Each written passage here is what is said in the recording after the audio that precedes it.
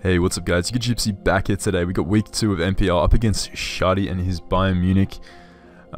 So for those of you guys who may not know Schady, for some reason he's a very well-known guy in the community, so I'm sure most of you guys do know him. He is unquestionably one of the top 10 best draft players. He was definitely up there last gen, and he's continued to perform well this generation. So he's also coming hot off a finals win in one of the leagues that he was playing in recently. So shout out to him for that. But yeah, he's definitely drafted a threatening squad, as you can see here. He's got the Mega Kang, he's got the Volcarona, which is just a nightmare to prep for, in conjunction with Z moves. So that's definitely going to be something we're going to have to look out for. Yeah, he has the the core of Skarmory Latios, which is a pretty nice core to support Kang and keep the rocks away for Volcarona to do some solid work. He's got the Comfy, so instantly a busted squad. And he's got some really nice low-tier threats like Weezing and Floatzel, which are actually really solid despite their low price. So yeah, we're going to this match up in week 2. It's going to be a hype one. You already know Shady's definitely one of the best players in the league, so it's going to be pretty difficult, this matchup. I feel it's not a one-sided matchup in any way. I think my team is going to be difficult for him to prep for, and I definitely recommend you guys go and check out his side of the match and of his team builder, just to see how he kind of approached this. But his team is very difficult for me to prep for too, in the sense that a lot of his offensive threats really force me to bring certain defensive responses, or else I'm going to get overwhelmed by them. So namely stuff like Kang and Volcarona were two of the biggest threats that I felt coming from his team. So the rest of his team, I feel like mine can take on fairly well. Stuff like Comfy isn't too much of an issue. I've got a lot of checks to that. His Shaman and his Floatzel and his Heliolisk aren't too much of a problem. But yeah, it's definitely the Kang and the Volcarona are definitely going to be threats. So actually the first mon I have up on screen is my custom Volc response. That is my Calamine, my Hydreigon. So rocking a very Spidef Tangerberry set this week. This may look like overkill, but this set is actually necessary, because factoring in switching a couple of times into rocks, hard on Volcarona, I actually need this much Spidef to be able to comfortably take a +1 Bug Buzz after switching into rocks like 3 or 4 times. I can also take a +3 Bug Buzz from full, which is ridiculous. But yeah, we can comfortably take that. Knock him out with the Rock Slide. Had Head Smash on there for a while, but he is definitely forced to run a Z move versus my team to overcome stuff like Hariyama, which does have thick fat and naturally, as a result, walls Volcarona. But with Z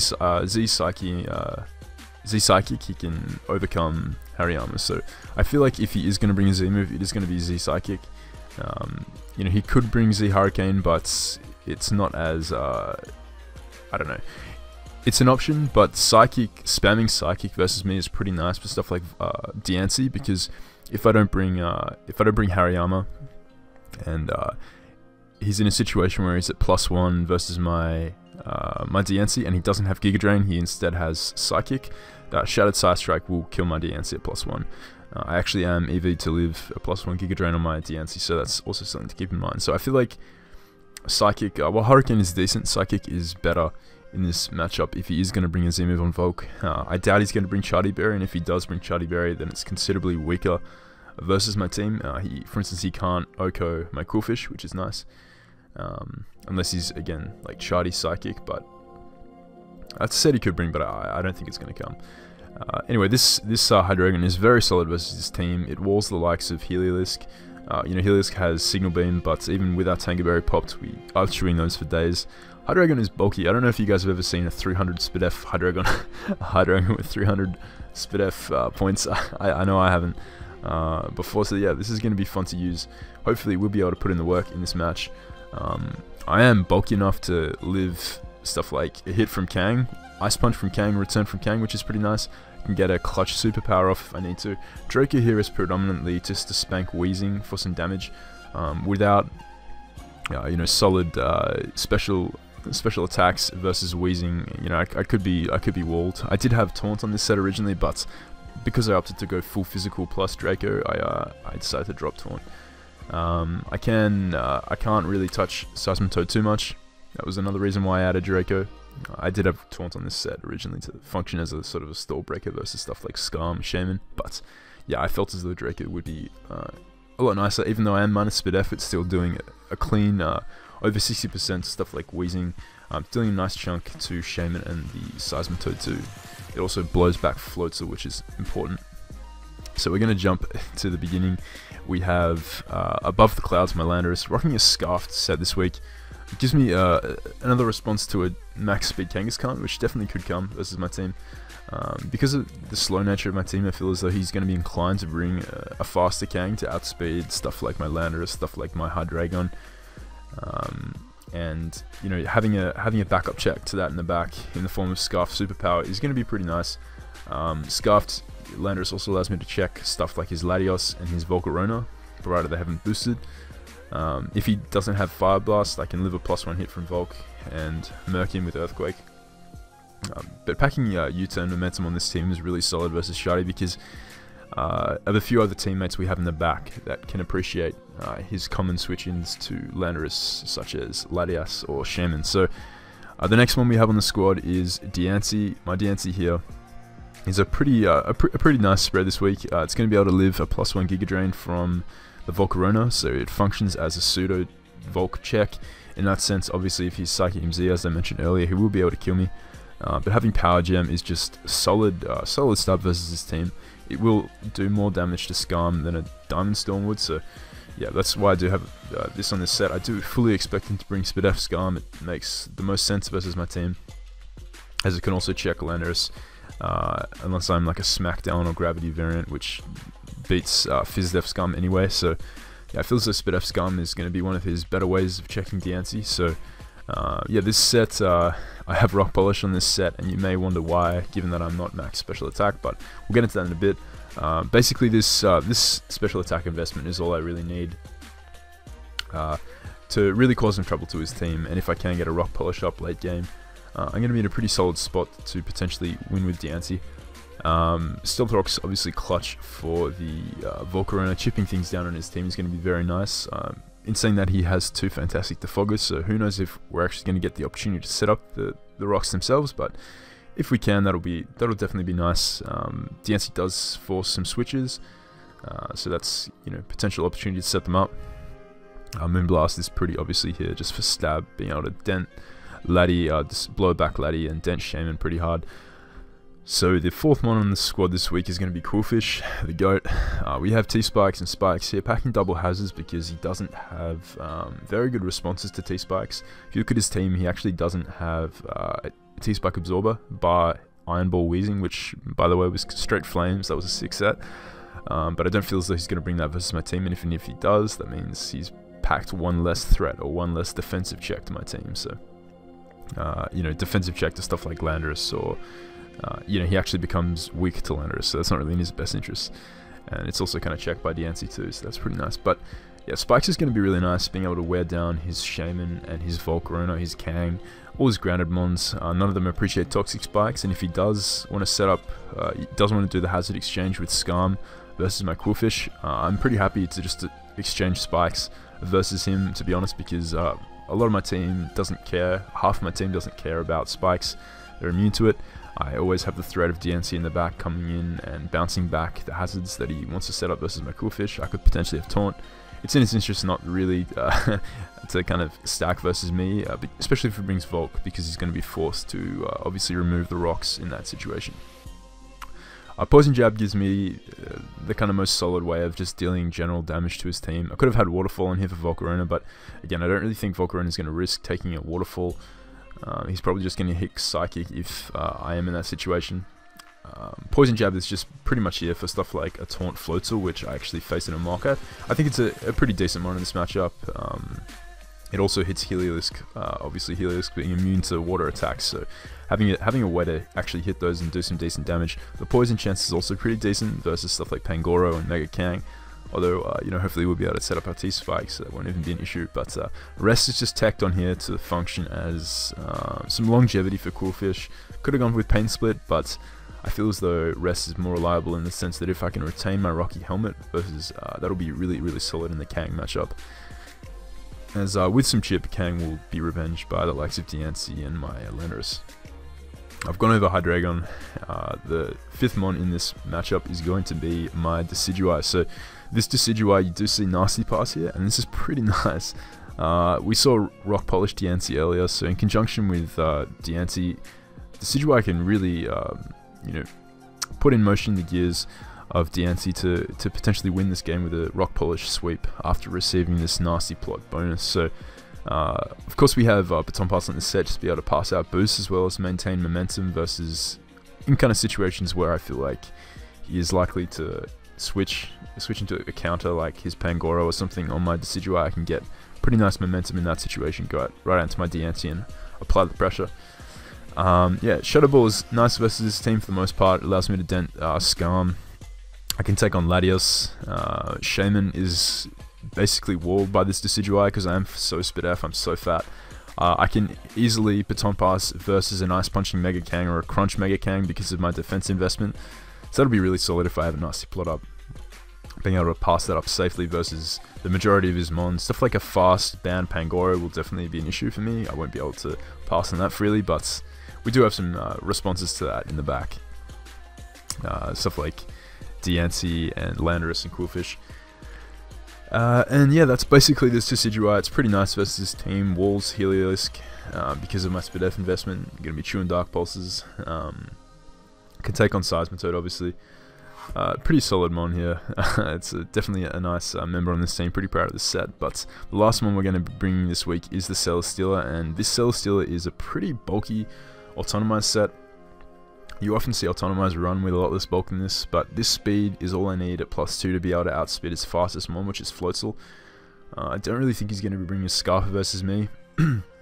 His likely candidates for a Scarfer is something like Heliolisk, which I don't think is a good Scarfer versus me, considering I have Decidueye. I can obviously scout for that earlier in the game. I'm not going to set up with this thing turn 1, but after receiving a Nasty Plot, this Celesteela goes in versus his team. Granted, he's got the Latios, but I do have Air Slash. Got the Leech Seed for Latios. I can also bluff a more defensive set by clicking Leech Seed at various points throughout the game. And +2, +2, this thing just sweeps his team, essentially. Floatzel drops to +2 Air Slash. Weezing doesn't appreciate Air Slash at +2, it's going to drop. Heliolisk, I have Flamethrower, which after rocks can 2 KO. Kanoko, sorry, at +2, which is really nice. Pangoro obviously dropping to the Air Slash, and the rest of his mons like Volcarona and Shaman going to get blown back.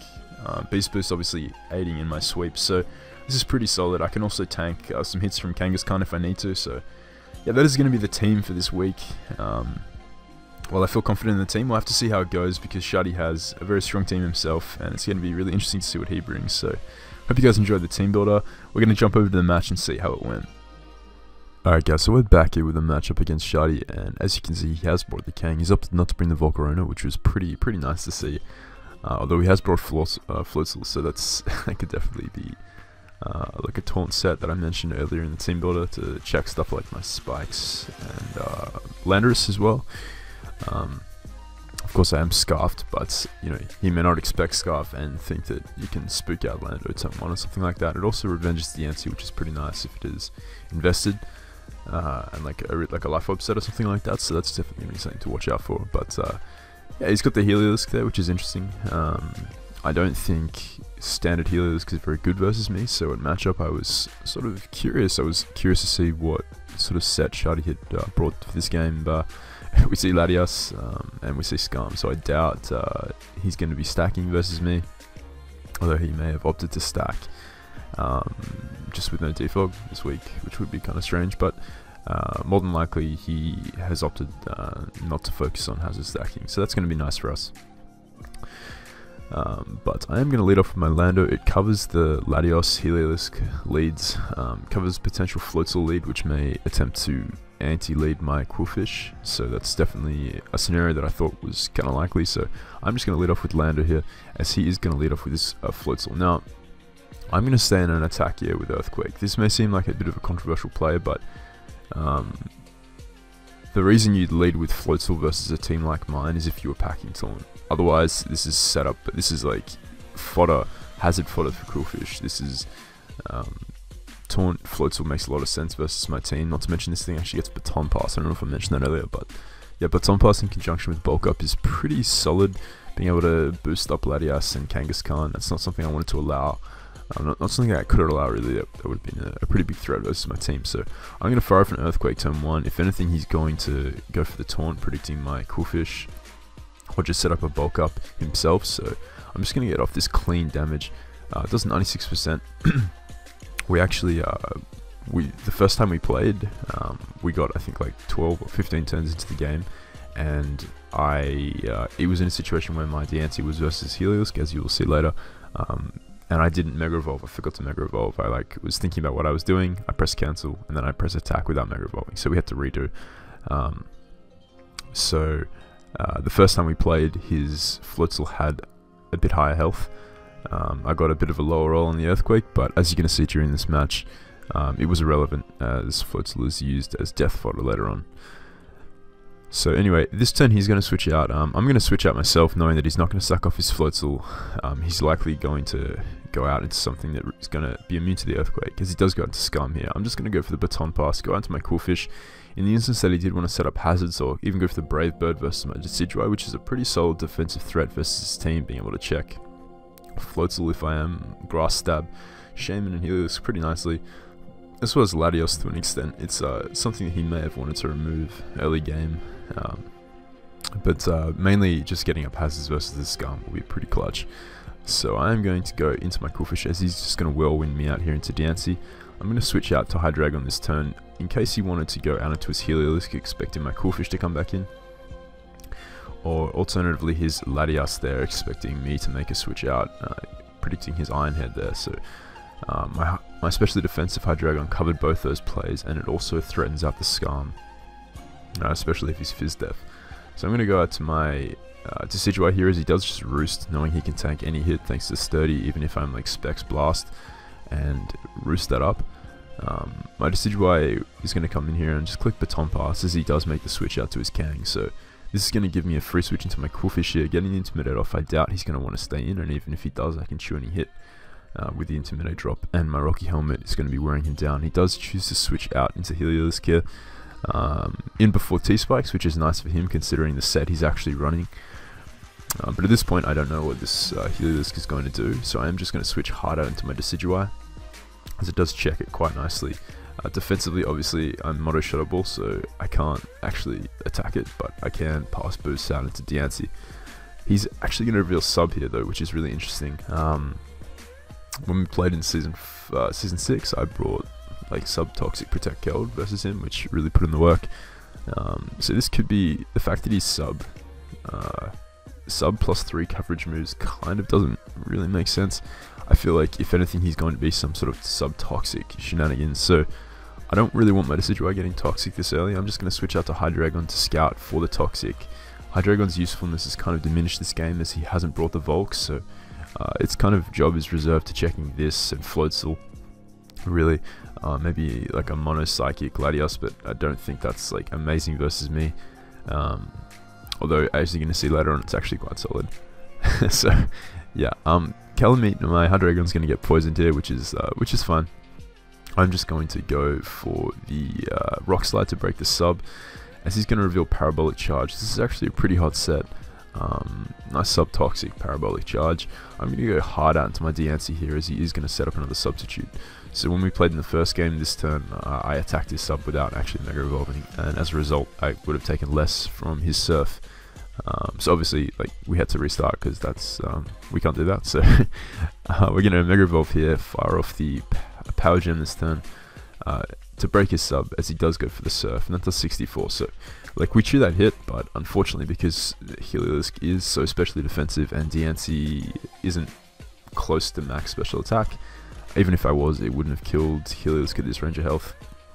It's got pretty good Spit F, so Moonblast is going to do a chunk, putting it in guaranteed range of stuff like Landorus, U-Turn, Celesteela's Flamethrower. So I'm going to go out into my Landorus here, and I'm just going to go for the U-Turn as he makes the switch out into his Floatzel. So like I mentioned earlier, even if I had got like a lower roll, in the recreation, his floater would have still died to a U-turn from ladder. So yeah, rolls weren't really an issue there. He's going to go out into his Kang as I go out to my Decidueye here. I choose the Roost Up this turn, just scouting what he wants to go for. He reveals Wish. I know I can take 2 crunches, 2 Ice Punches, and this turn Ice Punch is going to do just a bit over half, as with Roost and Lefties we will be able to heal that back. So he's revealed some interesting information with his 2 turns. He's Wish plus Ice Punch, which is good to know.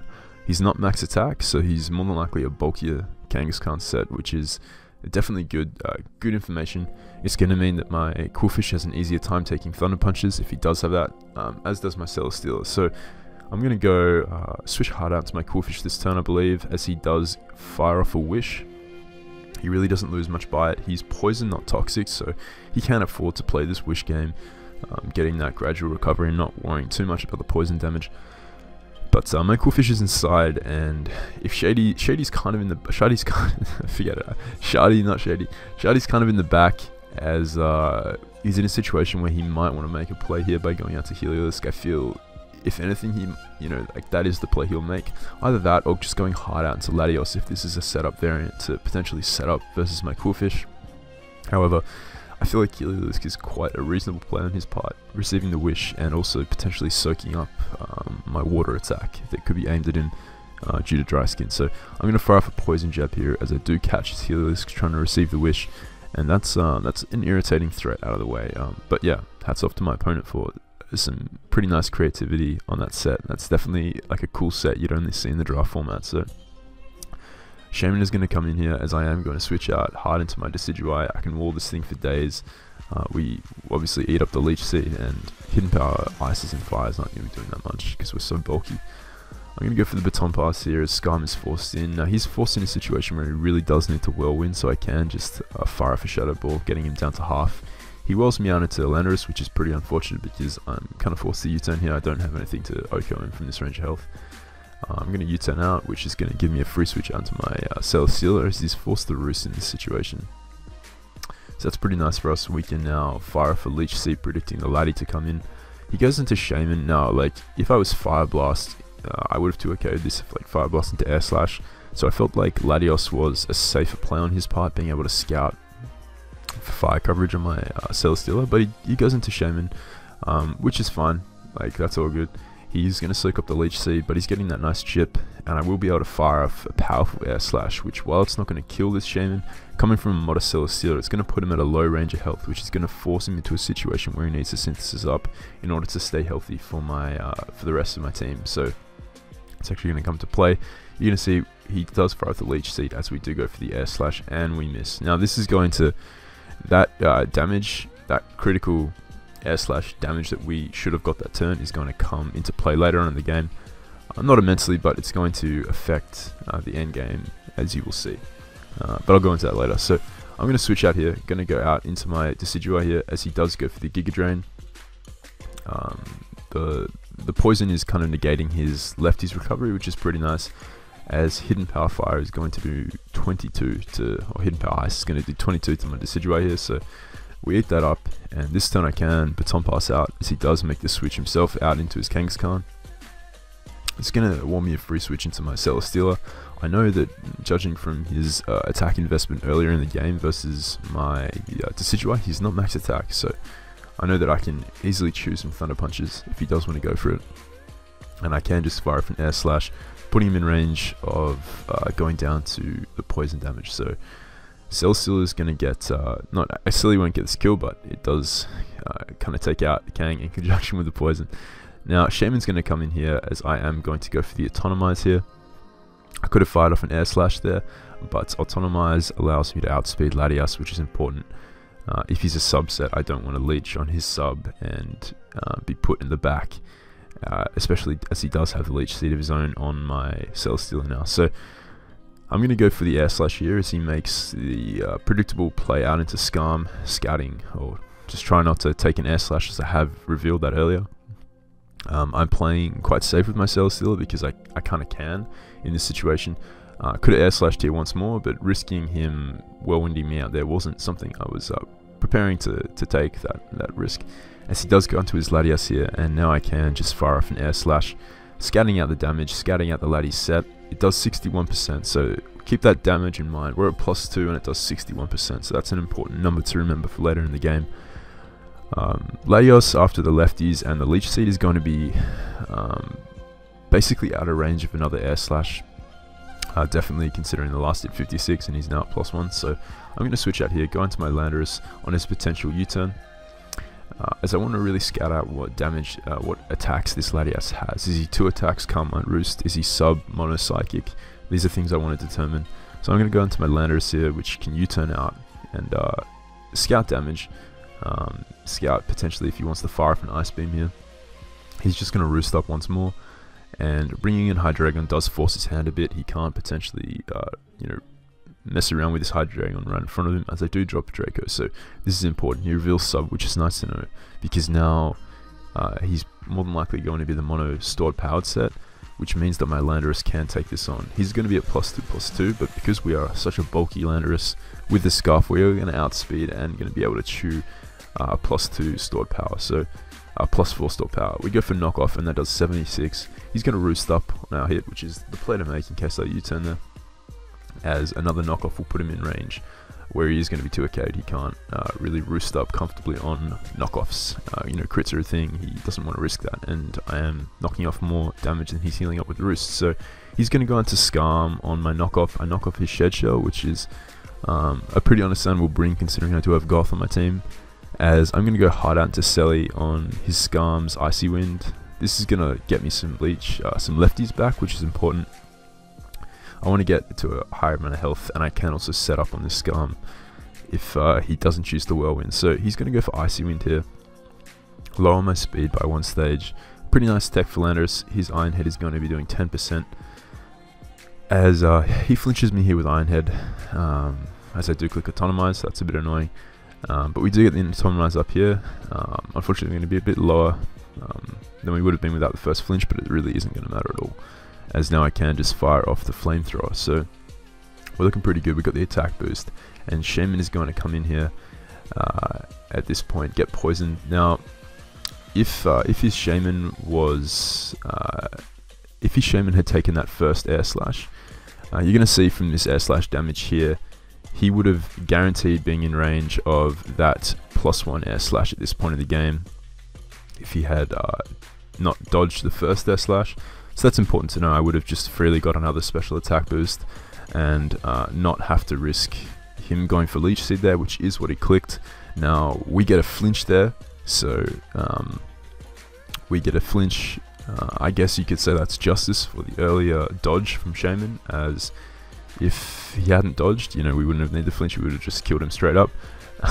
But regardless, even if he had leeched there and landed a Leech Seed, Celesteal would have killed Shaman the next turn.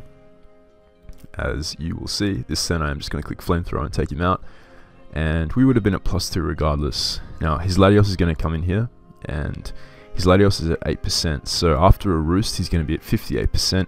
You guys saw earlier in the game Air Slash did 61%. So Latios would have gone down to an Air Slash unless I got a complete max roll earlier. But I was running the calcs after the game, and Air Slash was a really good chance to kill at +2, considering he'd be under 60%. So